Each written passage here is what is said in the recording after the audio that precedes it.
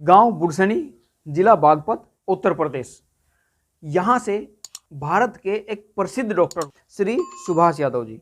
सुभाष यादव जी वर्तमान समय में आनंद हॉस्पिटल मेरठ में कार्यरत हैं और यूरोलॉजी के स्पेशलिस्ट हैं। इस इंटरव्यू के माध्यम से आपको सुभाष यादव जी के जीवन से जुड़ी हुई बहुत सारी चीजें जानने के लिए मिलेंगी और आपको अभिप्रेरणा मिलेगी कि डॉक्टर सुभाष यादव किस तरह से एक सामान्य परिवार से निकलकर और आज देश का एक बहुत बड़ा चेहरा चिकित्सा के क्षेत्र में बने हैं। तो चलिए एक बार सुभाष यादव जी से आपकी मुलाकात कराते हैं और कुछ उनके जीवन से जुड़े हुए सवाल उनसे अवश्य पूछेंगे। दोस्तों, हमें उम्मीद है कि ये वीडियो आपको बहुत ही ज़्यादा पसंद आएगी। यदि आप भी अपने बच्चे को देश का जाना माना डॉक्टर बनाना चाहते हैं तो इस इंटरव्यू को मिस बिल्कुल ना करना और चैनल को सब्सक्राइब करें, वीडियो को लाइक करें और ज़्यादा से ज़्यादा लोगों तक इस मोटिवेशनल इंटरव्यू को पहुंचाने की कोशिश करें। हमारे चैनल पर आपका हार्दिक स्वागत है। धन्यवाद अशोक जी सर, सबसे पहले हम आपसे आपके जीवन से जुड़ा एक क्वेश्चन पूछना चाहेंगे कि आप आम सुभाष यादव से एक गांव से आपने जीवन शुरू किया और आज देश विदेश में लोग आपको जानते हैं। तो ये जो बड़ा अच्छा संघर्ष आपका रहा है, तो इसमें कुछ ऐसी बातें जो अपने जीवन से जुड़ी हुई है, अपने परिवेश के विषय में आप हमारे दर्शकों को जरा बताएं। देखो ये आपने ठीक कहा कि गांव से बहुत सारे बच्चे आगे नहीं निकल पाते हैं। गांव में फैसिलिटी नहीं होती है स्कूल बहुत अच्छे नहीं होते हैं। लेकिन मेरा मानना यह है कि आपका सारा कुछ ज्ञान किताबों के अंदर लिखा हुआ है और किताबें सब बच्चे के पास हैं। आप अपनी किताबों को अच्छे से पढ़ें तो चाहे वो आप गांव में हो चाहे शहर में हो, आप अपना बिल्कुल जो भी आपको लक्ष्य है उसको आराम से पा सकते हैं। तो मैंने भी अपनी जर्नी जो है गांव से स्टार्ट करी। मेरे गांव का नाम बुरसनी है और मेरी प्राइमरी एजुकेशन जो है गांव के स्कूल में ही हुई 8वीं क्लास तक। फिर 9th से लेके 12th तक जो है पास में ही गांव है बालनी, वहाँ पे मेरी एजुकेशन हुई। तो सबसे ज़्यादा ज़रूरी बात यह थी कि आप गांव में हो या शहर में हो, आपके पास बुक्स हैं, आप उनको पढ़ सकते हैं, आप उनको खूब सारा पढ़ सकते हैं। और इतना मतलब कॉन्फिडेंस होना चाहिए। जैसे मैं कहूँ मैं डॉक्टर बन गया, बट मुझे सबसे ज़्यादा प्यार जो है मैथमेटिक्स से था और मैथमेटिक्स में बहुत कम बार जो है उसको अपना कॉपी में सोल्व करता था, वो मैं अपना दिमाग में ही सोल्व करके आंसर बता देता था, इतना मेरा मैथमेटिक्स अच्छा था। तो अब ये सारी चीज़ें तो आप शहर में भी कर सकते हैं, गांव में भी कर सकते हैं। इसमें कोई ऐसा कोई नहीं है, कोई कोई आपके बाउंडेशन नहीं है कि आप गांव में अच्छा नहीं कर सकते, आप खूब अच्छा कर सकते हैं। आप 12वीं क्लास पास करने के बाद तो शहर में आ ही जाते हैं, उसके बाद तो आपके लिए सारी चीज़ें ओपन है। आप डॉक्टर बने, इंजीनियर बने, और डॉक्टर बनने के बाद भी एक सीढ़ी आपकी एमबीबीएस होगी। आप वहीं पे ना रुकें, आप एमबीबीएस के बाद एमडी करें, एमएस करें। एमडी एमएस के बाद भी आगे सीढ़ी है सुपर स्पेशलाइजेशन की। जैसे आप दिमाग के डॉक्टर बन सकते हैं, आप दिल के डॉक्टर बन सकते हैं, किडनी के डॉक्टर बन सकते हैं। तो मैंने अपना फील्ड चुना सर्जरी करने के बाद में।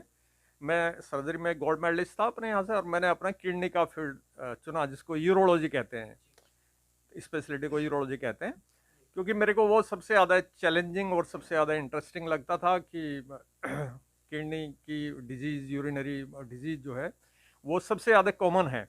जितने भी जनरल सर्जरी में करीब 35% का जो शेयर होता है वो यूरोलॉजी से, यूरिन से संबंधित बीमारियों का रहता है। तो बहुत सारी चीज़ें हैं, जिसमें गुर्दे का कैंसर है, पथरी है, प्रोस्टेट ग्लैंड है, यूरिन में और दिक्कत है, स्ट्रिक्चर्स हैं पेशाब के रास्ते में, और फिर गुर्दे ख़राब हो जाते हैं तो उनको ट्रांसप्लांट करने की ज़रूरत होती है। तो ये सारी चीज़ें जो है हमारी यूरोलॉजी के फील्ड में आती हैं। और ये सारी डिग्री हासिल करने के बाद भी आपको प्रैक्टिस में ये सारा आप कितने अच्छे से कर रहे हैं, कितनी मेहनत से कर रहे हैं, कितने डेडिकेशन से कर रहे हैं, और आपके पेशेंट्स आपको कितना मतलब कॉम्पिटेंट समझते हैं, ये सारा उस पर डिपेंड करता है। तो वो मैंने 99 में जो हमारा सबसे ज़्यादा प्रेस्टिजियस पीजीआई चंडीगढ़ है, post graduate institute of medical sciences जो चंडीगढ़ है, वहाँ से मैंने एमसीएच किया। और उस समय जब एमसीएच के लिए सिलेक्शन था तो ऑल ओवर इंडिया वहाँ पे सिर्फ एक ही सीट अवेलेबल थी। मैंने वो एक सीट पे ही वो कंपटीशन क्रैक किया था and I was selected there 3 साल के प्रोग्राम के लिए। और 99 में मैं एमसीएच करके मेरठ में आ गया, और तब से पहले 7-8 साल यहाँ एक लोकप्रिय हॉस्पिटल है, उसमें प्रैक्टिस किया। और उसके बाद में फिर ये आनंद अस्पताल बन गया 2007 से, तो तब से जो है मैं आनंद अस्पताल में ही प्रैक्टिस कर रहा हूँ। और यहाँ पे हजारों लोगों के ऑपरेशन हमने किए हैं। गुर्दे के विभिन्न तरह के ऑपरेशंस हैं, पथरियों का स्पेशल एक हमारा स्पेशलाइजेशन है कि उसको हम बहुत ही पहले आपने देखा होगा कि किसी के चीरा जो है दोनों साइड में लंबे लंबे चीरे लगते थे, 20-20, 25-25 सेंटीमीटर के चीरे लगते थे। आज की तारीख में हम एक बहुत ही सूक्ष्म 5 mm का जो एक छेद है उसी से पथरी निकाल देते हैं और मरीज को नेक्स्ट डे ही घर भेज देते हैं, सारी पथरी क्लियरेंस के बाद से। तो ये बहुत सारे डेवलपमेंट हैं जो दुनिया के अपने आप में लेटेस्ट टेक्नोलॉजी हैं। आप एक बार में दोनों गुर्दे को ऑपरेट कर सकते हैं, बहुत ही सूक्ष्म महीन से छेद से, और मरीज को कोई भी तकलीफ नहीं होती है। ऐसी प्रोस्टेट ग्लैंड है, गदूद है, पहले ओपन सर्जरी होती थी और पेशेंट को बहुत तकलीफ होती थी, उसको भी आजकल यूरिन के रास्ते से ही ऑपरेट कर देते हैं। तो ये जितनी टेक्नोलॉजी वर्ल्ड में डेवलप हुई है, इससे एक लोगों को ज़बरदस्त फ़ायदा हुआ है, ज़बरदस्त लाभ हुआ है। और अच्छा सर, जैसे आपने बताया कि आपको शुरू से ही टॉप पे रहने की आदत है, आप गोल्ड मेडलिस्ट हुए हैं, और जहां आप बताया आपने चंडीगढ़ में कि वहां भी आपका ही एक सीट पे एडमिशन हुआ। तो सर थोड़ा सा अपने परिवेश के विषय में बताएं कि क्या फादर भी आपके डॉक्टर थे या क्या उनका पेशा था, और इन सारी चीज़ों के बाद आपने जो डॉक्टर वाला फील्ड है वो क्यों चुना? मेरे फादर तो आर्मी में थे और मेरे जो चाचा जी थे वो मैथमेटिक्स के टीचर थे, इसलिए मेरा मैथमेटिक्स बहुत अच्छा था। बट चूंकि गांव में और मेरी अपनी फैमिली में भी कई कुछ हादसे ऐसे हुए कि ये तय किया मेरे फैमिली ने और गांव वालों ने कि भाई इनको जो है डॉक्टर बनाना है, इस बच्चे को डॉक्टर बनाना है। तो इसलिए मैं, मेरी चॉइस भले ही मैथमेटिक्स थी, मैं डॉक्टर बना। और फिर डॉक्टर बना तो ये कि भाई एक जो इसमें जो फाइनल जो अल्टीमेट एक वो होता है कि सुपर स्पेशलाइजेशन का, वो ही बनना है। तो जिससे मैं अपने पूरे क्षेत्र के लोगों की, गांव के लोगों की, उनकी सेवा बिल्कुल एक बेहतरीन तरीके से कर सकूं। जो टेक्नोलॉजी आज की तारीख में अमेरिका में है, कोई न्यूयॉर्क में है, कहीं पे है, वो टेक्नोलॉजी मैं आज की तारीख में बहुत कॉन्फिडेंस के साथ में अपने क्षेत्र के, अपने गांव के लोगों को प्रोवाइड कर पा रहा हूँ।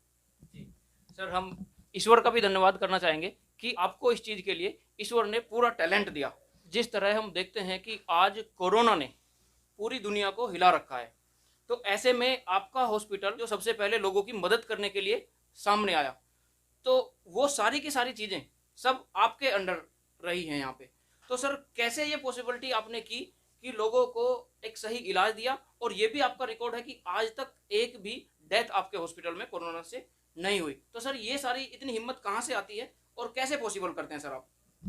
जिस समय कोरोना फैल रहा था और हमारा एक भी प्राइवेट में हॉस्पिटल जो है वो कोरोना के लिए डेडिकेटेड नहीं था, सब पेशेंट या तो दिल्ली जाते थे, तब हमारे हॉस्पिटल ने सबसे पहली बार वॉलेंटियर किया। आनंद अस्पताल ने एक पूरी बिल्डिंग कोरोना के लिए हम लोगों ने डेडिकेट की, उसको अपने स्टाफ को सबको अपना उसके प्रिकॉशन के लिए बताया।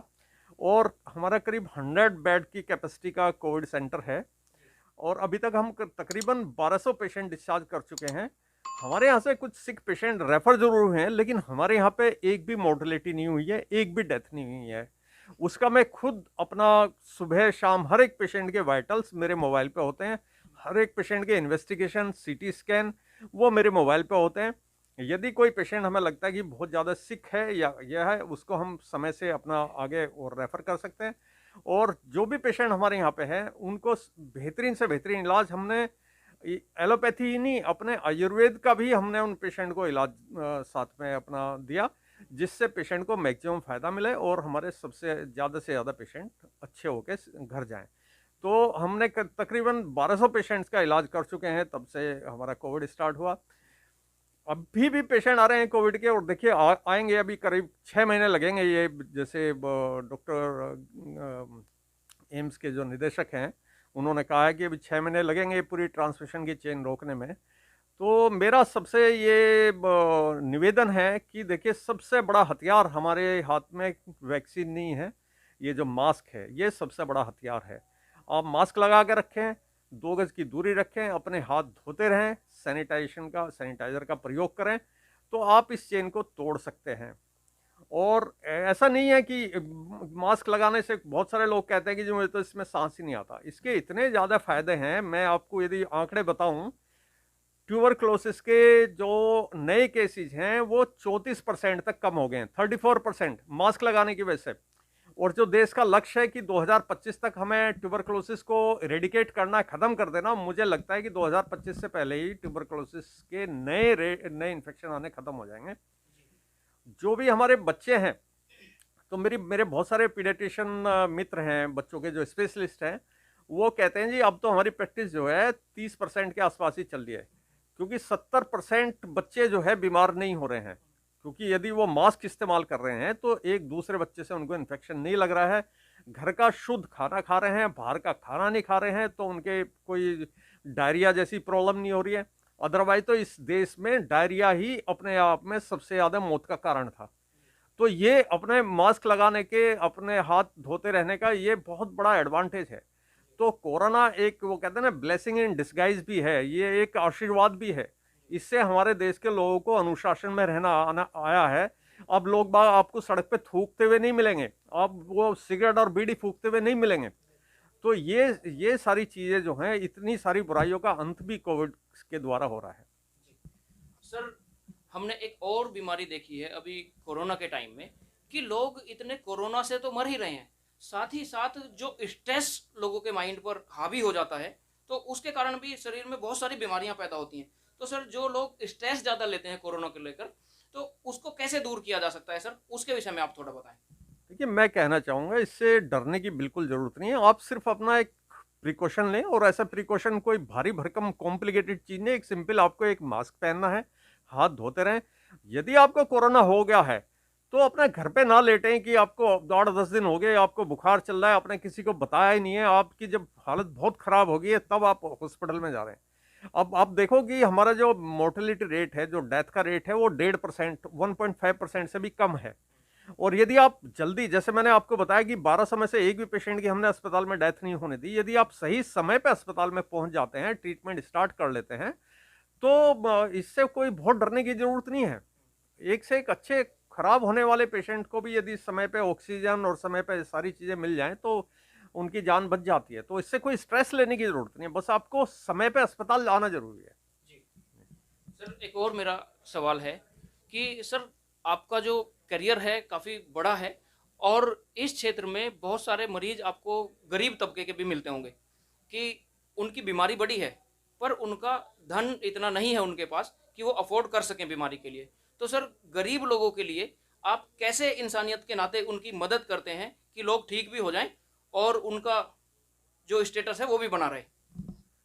देखिए, जब कोरोना स्टार्ट हुआ था तो बहुत कम लोग बाग डर डर के प्रैक्टिस कर रहे थे, और काफ़ी हमारे साथी लोगों ने, अस्पतालों ने अपने रेट्स जो है बढ़ा दिए थे। लेकिन हमने ये डिसीजन लिया जब ये कोरोना स्टार्ट हुआ था कि 30% हमने अपने चार्जेज जो है तुरंत से कम कर दिए। जो हमारी कंसल्टेशन फीस थी, जो हमारे ऑपरेटिव चार्जेज थे, वो 30% के लगभग हमने कम कर दिए। और जो आयुष्मान भारत के रेट हैं हमारे यूरोलॉजी में, आज की तारीख में मैं अधिकतर ऑपरेशन गरीब पेशेंटों का आयुष्मान के रेट से भी कम पे कर रहा हूँ। तो इस तरह से हमें पता है कि जो हार्डशिप अपना पब्लिक एक झेल रही है, तो हम भी उसमें जो है अपने चार्जेस जो है कम से कम करके चल रहे हैं। और हमारा अस्पताल तो पहले से जैसे तालू कटे होठ का इलाज तो मुफ्त में ही करता है। और जो ECHS के रिटायर्ड आर्मी के लोग बाग हैं, उनका यहाँ पे ECHS के पैनल पे तो बहुत कम ही दामों पे इलाज होता है, CGHS का बहुत कम दामों पे इलाज होता है। तो हमारा इस समय कहना यही है कि भाई कोविड टाइम है, हार्डशिप है लोगों के पास में, तो हम किसी भी पेशेंट का इलाज करने से मना नहीं करते हैं, उसके पास पैसे कितने हैं कितने नहीं हैं। जी, तो जैसा सर आज समय बहुत ही मुश्किल चल रहा है सबके लिए, तो हमारे दर्शकों के लिए या भारतवासियों के या जो भी लोग हमारी वीडियो को देखें, उन लोगों के लिए एज ए डॉक्टर आपका क्या संदेश है जो आप देना चाहते हैं हमारे देश के लोगों को? मेरा संदेश अपने देश के लोगों को यही है कि ये कोरोना जो है एक ब्लेसिंग इन डिस्गाइज लेके आया है। हमारी इकोनॉमी भी पहले से बहुत तेज़ी से रिकवर कर रही है और बहुत तेज़ी से आगे बढ़ेगी। भारत जो है तीसरी बड़ी इकोनॉमी बनेगा वर्ल्ड का। और आपके हेल्थ केयर के फील्ड में भी हमारे यहाँ के डॉक्टर्स, हेल्थ केयर वर्कर्स, ये भी दुनिया में नंबर 1 होंगे। और मैं आपको बताता हूँ कि बहुत जल्दी हमारा देश जो है प्रगति की राह पे आगे बढ़ेगा। आप सिर्फ और सिर्फ ये चेन तोड़ने का काम करिएगा। कोरोना से जो है अपना मास्क लगाएं, अपना 2 गज की दूरी बना के रखें, हाथ धोते रहें। ये इस देश में जो इकोनॉमिक प्रोग्रेस है ये बहुत तेज़ी से चलने वाली है। इस समय चाइना को भी पीछे छोड़ेगा ये। तो आपने विचार सुने डॉक्टर सुभाष यादव जी के। डॉक्टर सुभाष यादव जी अपने आप में देश में बहुत बड़ा नाम है। तो हम धन्यवाद करना चाहते हैं सर का कि सर ने हमारे एक बार कहने पे ही हमें समय दिया। और आज के वीडियो में इतना ही। एक बार फिर हम उपस्थित होंगे जल्दी ही किसी नए व्यक्तित्व के साथ। जय हिंद, जय भारत। मैं जो चीजें करता वो चीजें योर लवर कैन शॉट लेनी की नहीं सोच, यहाँ पे पूरा मर्डर प्लान मुझ पे बात आए मेरे फैंस को दे कवर डैम पावर इतनी बैंक जेब में कैद है पावर बैंक। मैं जब से आया तब से हाइप में ब्रो, तू नींबू चाट बैठ के मैं लाइम लाइट में ब्रो, है मेरे साथ फीनिक्स।